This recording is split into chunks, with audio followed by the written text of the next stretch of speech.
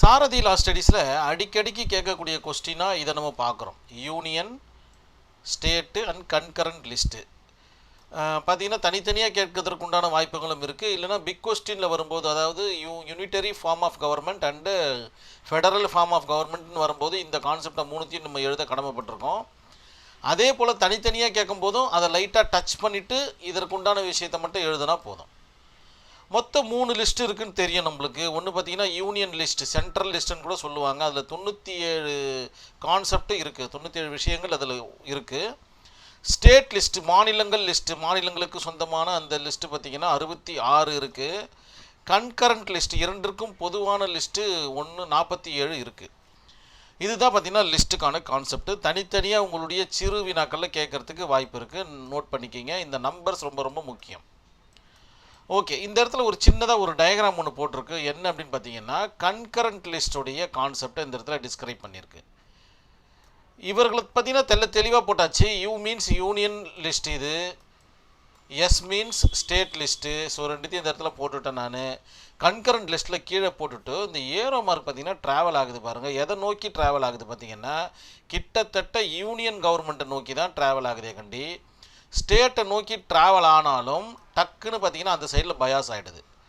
இதை தான் இந்திய அரசியலமைப்பை குவாசி ஃபெடரல் என்று அழைப்பர், அல்லது ஃபெடரல் வித் யூனிட்டரி பயாஸ் என்று அழைப்பர். யூனியன் கவர்மெண்ட்டை நீங்கள் யூனிட்டரி கவர்மெண்ட்னு கூட நினச்சிக்கிங்க, தப்பு கிடையாது. கன்கரண்ட் லிஸ்ட்டுன்றது ரெண்டுத்துக்கும் பொதுவானதுன்னு சொல்லியாச்சு. மாநில அரசாங்கங்களும் மத்திய அரசாங்கங்களும் யார் வேணாலும் இதில் யூஸ் பண்ணிக்கலான்னு சொல்லியாச்சு. ஆனால் மத்திய அரசாங்கம் எனக்கு வேணும்னு சொல்லிட்டா ஆட்டோமேட்டிக்காக அந்த ஏரோ மார்க்கு யூனியன் கவர்மெண்ட்டை நோக்கி பாய ஆரம்பிச்சிடும். ஸ்டேட் கவர்மெண்ட்டை ஒன்றும் கண்டுக்காது. இதுதான் பார்த்திங்கன்னா இந்த டயக்ராமுக்கு உண்டான கான்செப்ட். இப்போ உங்களுக்கு புரிஞ்சு போச்சு யூனியன் லிஸ்ட்டுனா என்ன, அதற்குண்டான வேல்யூ என்ன, ஸ்டேட் லிஸ்ட்னா என்ன, அதற்குண்டான எண்ணிக்கை எவ்வளவு, அதற்குண்டான வேல்யூ என்ன, கன்கரண்ட் லிஸ்ட்னா என்ன, அதற்குண்டான எண்ணிக்கை, அதற்குண்டான வேல்யூ என்ன, அது எப்படி ஒர்க் ஆகும் அப்படின்றது புரிஞ்சு போச்சு. சரி, இப்போ யூனியன் லிஸ்ட்டில் என்னெல்லாம் இருக்குது அப்படின்னு பார்த்தீங்கன்னா, மிலிட்டரி பார்த்திங்கன்னா யூனியன் லிஸ்ட்டில் வருது. பாதுகாப்புத்துறை, அதாவது கப்பலாக இருக்கட்டும், விமானமாக இருக்கட்டும், இல்லை தரைப்படையாக இருக்கட்டும், அனைத்து விதமான மிலிட்ரி பாதுகாப்பு துறைகளும் பார்த்திங்கன்னா யூனியன் கவர்மெண்ட் வசம் தான் இருக்கும். அதனால தான் பார்த்திங்கன்னா இதனுடைய கை ஓங்கி இருக்கிறதுக்கான கான்செப்ட் இதுதான். நம்ம ஏதாச்சும் ஸ்டேட் கவர்மெண்ட் பெரிய பிரச்சனை பண்ணுது, அகைன்ஸ்ட்டு இந்த லிஸ்ட்டெல்லாம் தாண்டி ஒர்க் அவுட் பண்ணுதுன்னா உடனே மிலிட்ரி ஃபோர்ஸ் எடுத்துகிட்டு வந்து இறக்கிடுவாங்க ஸ்டேட்டுக்குள்ளே. அவங்களுடைய கண்ட்ரோலுக்குள்ளே ஸ்டேட்டு போயிடும். நம்மளால் எதுவுமே பண்ண முடியாது. பிகாஸ் அதுதான் மிலிட்ரி ஃபோர்ஸுக்கு உண்டான பவர். போலீஸால் எதுவுமே பண்ண முடியாது. அதுக்கப்புறம் பார்த்திங்கன்னா எம்பசியோடைய கண்ட்ரோல் ஃபுல்லாக யூனியன் லிஸ்ட்டில் தான் இருக்குது. ஸோ யூனியன் கவர்மெண்ட் தான் அந்த எம்பசி கண்ட்ரோலை பண்ணும். அதாவது வெளியுறவுத்துறை, இந்த வெளிநாடுகள் என்று சொல்லப்படுகின்ற அந்த விவகாரங்களை கையாளுறது பார்த்திங்கன்னா இந்த யூனியன் லிஸ்ட்டில் வரக்கூடிய அந்த கான்செப்ட். ஃபாரின் கான்ட்ராக்ட்ஸ், ஓ போட்டுக்கோங்க, எஃப்ஐன்னு இருக்குது, ரைட். ஃபாரின் கான்ட்ராக்ட் பார்த்திங்கன்னா யூனியன் லிஸ்ட்டில் தான் இருக்குது. அது சென்ட்ரல் கவர்மெண்ட்டால் மட்டும்தான் பண்ண முடியும். அதே போல் மணி பிரிண்ட், பணத்தை வந்து அச்சடித்தல் அப்படின்ற ஒரு கான்செப்டும், ஆர்பிஐ என்கின்ற ஒரு கான்செப்டும், ரயில்வேஸ் அண்டு போஸ்டல் டிபார்ட்மெண்ட் எல்லாமே பார்த்திங்கன்னா யூனியன் கவர்மெண்ட்டுடைய அண்டரில் இருக்குது. இதெல்லாம் நம்ம உபயோகப்படுத்திக்கிறோம், ஸ்டேட் கவர்மெண்ட்டு உபயோகப்படுத்திக்கிறோம். ஆனால் இதையெல்லாம் உபயோகப்படுத்திக்கிறதுக்குண்டான அனைத்து விதமான உரிமைகளும் சிட்டிசன்களுக்கு கொடுக்கப்பட்டிருக்கு. அது எந்த ஸ்டேட்டாக இருந்தாலும் பரவாயில்ல, அது வேறு டாபிக். அது ஓகே, அந்த டாப்பிக்குள்ளே நம்ம இப்போ போக தேவையில்லை. பட் இருந்தாலும் ஒரு புரிதலுக்காக சொன்னேன் நான். அதுக்கப்புறம் ஸ்டேட் லிஸ்ட்டில் பார்த்திங்கன்னா போலீஸ் டிபார்ட்மெண்ட் இருக்குது, அதுக்கப்புறம் ஹாஸ்பிட்டல்ஸ் வருது, அதுக்கப்புறம் அக்ரிகல்ச்சர் கான்செப்ட் வருது, லேண்டு சர்வே, அதுக்கப்புறம் பட்டான்ற கான்செப்ட் வருது, பஞ்சாயத்து யூனியன் வருது, அதுக்கப்புறம் கார்ப்பரேஷன் எல்லாமே பார்த்திங்கன்னா ஸ்டேட்டுடைய லிஸ்ட்டில் வருது. ஸோ இவர்களுக்குள்ள சட்டத்தை ஏற்றிக்கொள்வதற்குண்டான அனைத்து விதமான வழிவகைகளும் இந்த இடத்துல இருக்குது. இப்போ பார்த்திங்கன்னா பஞ்சாயத்துக்குன்னு தனி சட்டம் இருக்குது, கார்ப்பரேஷனுக்கு தனி சட்டம் இருக்குது, லேண்ட் அண்ட் சர்வே அண்ட் பட்டான்ற கான்செப்ட்டுக்கு தனி சர்வே ஆக்ட் இருக்குது. அதுக்கப்புறம் ஹாஸ்பிட்டல் விதிகள், இப்போ கூட லேட்டஸ்ட்டாக ஒரு ஆக்டை ஒன்று இம்ப்ளிமெண்ட் பண்ணாங்க. ஹாஸ்பிட்டலில் போய்ட்டு கலாட்டா பண்ணிங்கன்னா உங்களுக்கு இத்தனை வருடங்கள் சிறை தண்டனைன்ற மாதிரி. அதெல்லாம் பார்த்திங்கன்னா ஸ்டேட்டே பார்த்திங்கன்னா அதை ஏற்றிக்கொள்ளலாம். ஆனால் இந்த கான்செப்டில் இருக்கிற எதையுமே பார்த்தீங்கன்னா ஸ்டேட் கவர்மெண்ட்டால் ஆக்சஸ் கூட பண்ண முடியாது. ஒரு ரயில்வே கவர்மெண்ட்டுக்கு உண்டான எதுவுமே நம்மளால் பண்ண முடியும். ஒரு ரயிலை கூட இவங்களால் நிறுத்த முடியாது. நிறுத்தினா அது அஃபென்ஸ் தான், சட்டத்திற்கு புறம்பானது தான் என்பதை நினைவில் வச்சுக்கணும். இது ரெண்டுத்தையும் தாண்டி இருக்கிறது தான் இந்த கன்கரண்ட் லிஸ்ட்டு. மொத்தம் 47 கான்செப்ட் இருக்குதுல.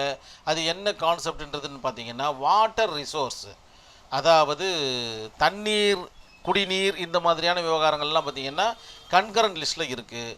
அதுக்கப்புறம் லேபர் இஷ்யூஸு, தொழிலாளர்களுடைய கான்செப்டு, வேலை அமர்த்துதல், சம்பளம் பட்டுவாடா, அவர்களுக்கு உண்டான பிரச்சனைகள், இந்த மாதிரியான விவகாரங்கள்லாம் பார்த்திங்கன்னா கன்கரண்ட் லிஸ்ட்டில் இருக்குது.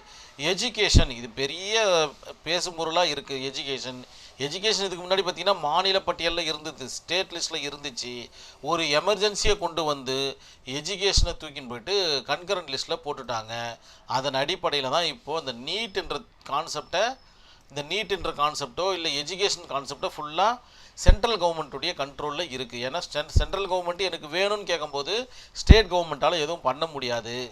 ஸோ அதுதான் கான்செப்ட். ஃபாரஸ்ட் டிபார்ட்மெண்ட் ஃபுல்லாக பார்த்திங்கன்னா கன்கரண்ட் லிஸ்ட்டில் தான் இருக்குது.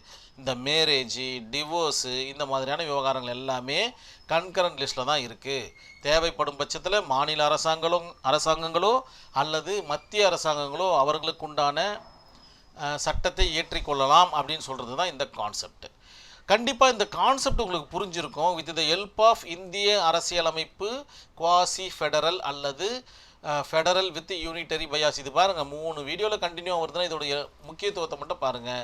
இது இல்லாமல் உங்களுடைய ஆன்சர் ஷீட்டை நீங்கள் மடித்து இன்விஜிலேட்டர்கிட்ட கொடுக்கவே கொடுக்காதீங்கன்றதை நினைவில் வச்சுக்கிங்க. அதுக்கப்புறம் ஒரு கேஸ் ஸ்டடி பார்க்க போகிறோம், எஸ்ஆர் பொம்மை வெர்சஸ் யூனியன் ஆஃப் இந்தியா. இதுதான் பார்த்தீங்கன்னா மாநிலங்களுக்கு எந்த அளவுக்கு பவர் இருக்குது அப்படின்னு சொல்லக்கூடிய ஒரு கேஸ் ஸ்டடியாக பார்க்கப்படுகிறது. இன் 1994 நடந்து முடிந்த ஒரு வழக்கு. இன் 1989 பார்த்தீங்கன்னா எஸ்ஆர் பொம்மை பார்த்தீங்கன்னா அவர் ஒரு சீஃப் மினிஸ்டராக இருக்கார் கர்நாடகா மாநிலத்தில்.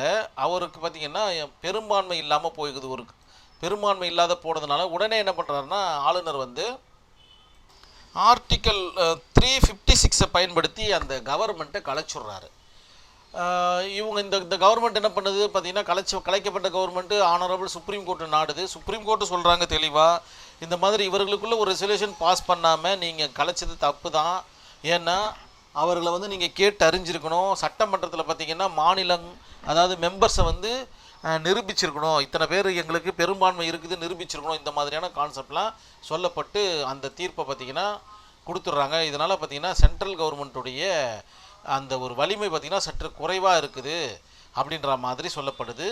ஒரு மாநிலத்துடைய வலிமை பார்த்திங்கன்னா பெருசாக இருக்குதுன்னு சொன்ன ஒரு கேஸ் ஸ்டடி தான் இந்த எஸ்ஆர் பொம்மை வெர்சஸ் யூனியன் ஆஃப் இந்தியா. அதாவது சட்டப்பூர்வமான விதிமுறைகளை கடைபிடிக்கலை ஆளுநர், அதனால் இதை வந்து எங்களால் இம்ப்ளிமெண்ட் பண்ண முடியாதுன்னு சொல்லி அந்த கேஸை டிஸ்மிஸ் பண்ணுறாங்க. இதுதான் பார்த்திங்கன்னா அந்த கான்செப்ட். இந்த லிஸ்ட்டெல்லாம் யார் டிஸ்கிரைப் பண்ணி சொல்கிறதுன்னா ஆர்டிக்கல் 246. இது கண்டிப்பாக உங்களுடைய ஆன்சர் ஷீட்டில் இருக்கிற மாதிரி பார்த்துக்குங்க. ஆர்டிக்கல் 246 என்ன சொல்லுதுன்னா, இந்த state of West Bengal versus Union of India in 1963 நடந்த வழக்கு. இந்த லேண்டு சம்பந்தமான விஷயங்கள் பார்த்திங்கன்னா ஸ்டேட் கவர்மெண்ட்டுடைய கண்ட்ரோலில் இருக்குது. இங்கே பாருங்கள், லேண்டு சம்பந்தமான விஷயங்கள் ஸ்டேட் கவர்மெண்ட்டில் இருக்குது. இப்போ மத்திய அரசாங்கத்திற்கு நிலம் தேவைப்படுகிறது என்கின்ற பட்சத்தில் ஸ்டேட் கவர்மெண்ட்டை கேட்டால் கொடுக்காது. அதனால் தன்னிச்சையாக எடுத்துக்கொள்ள முடியுமா அப்படின்னு கேட்டிங்கன்னா கண்டிப்பாக முடியும் அப்படின்னு ஆனரபிள் சுப்ரீம் கோர்ட்டு தன்னுடைய தீர்ப்பில் சொல்லிடுறாங்க. ஏன்னா India is a quasi federal government, அதாவது ஃபெடரல் வித் யூனிட்டரி பயாஸ். தேவைப்படும் பட்சத்தில் இந்த அம்புக்குறிகள் யூனியன் லிஸ்ட்டோட சாஞ்சா மாதிரி அந்த விதிமுறைகளும் இந்த அம்புக்குறிகளும் சாஞ்சிரும். அதனால் இவர்களுக்கு தேவையான விஷயத்தை இவங்க ஈஸியாக எடுத்துக்கலாம் அப்படின்ற மாதிரி சொல்கிறாங்க. ஆனால் மாநில அரசாங்கத்தோடைய ஒப்புதல் தேவை. அது ஒரு சில வழிமுறைகள்லாம் இருக்குது. இது அக்காலகட்டத்தில் நடந்த விவகாரமாக இருக்கும். இக்காலகட்டத்தில் நீட் அண்ட் க்ளீனாக அவங்க ஒரு ரெசல்யூஷன் பாஸ் பண்ணி அதுக்கப்புறம் பார்த்திங்கன்னா இதை இவங்க கேட்டு பண்ணுறாங்க. இப்போ லேட்டஸ்ட்டாக ஒரு விமான நிலையத்துக்கு நிலத்தை கையகப்படுத்துகிற விஷயத்தை நீங்கள் நினைவில் வச்சுக்கிட்டு அதை கூட நீங்கள் ஒரு கேஸ் ஸ்டடியாக கூட எழுதலாம், தப்பு ஒன்றும் கிடையாது.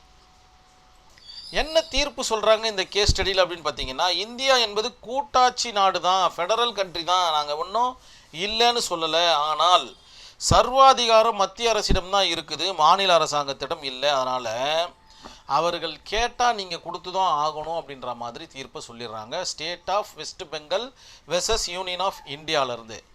கண்டிப்பாக இந்த 3 லிஸ்ட்டில் ஏதாச்சும் ஒரு லிஸ்ட்டு உங்களுக்கு கேட்பாங்க. அப்படி இல்லைன்னா unitary and federal form of government வரும்போது நீங்கள் எழுதுறதுக்கு கண்டிப்பாக முயலணும். இதுதான் பார்த்தீங்கன்னா உங்களுடைய கான்செப்டாகவும் இருக்குது. ஆர்டிகல் 246 மையப்படுத்தி சொல்லுங்கள். அதுக்கப்புறம் ஆர்டிகல் 356 கரெக்டு. ஒரு நிமிஷம், 356 பார்த்தீங்கன்னா இதில் ரோல் பண்ணுது. முழுசாக வீடியோ பார்த்தவங்களுக்கு தெரியும். கண்டிப்பாக இந்த வீடியோ உங்களுக்கு புரிஞ்சிருக்கும்னு நினைக்கிறேன். வாட்ஸ்அப் குரூப்பில் இணையணும்னு ஆசைப்பட்டீங்கன்னா இந்த விஷயத்தை நீங்கள் ஃபாலோ பண்ணுங்கள். நன்றி, வணக்கம்.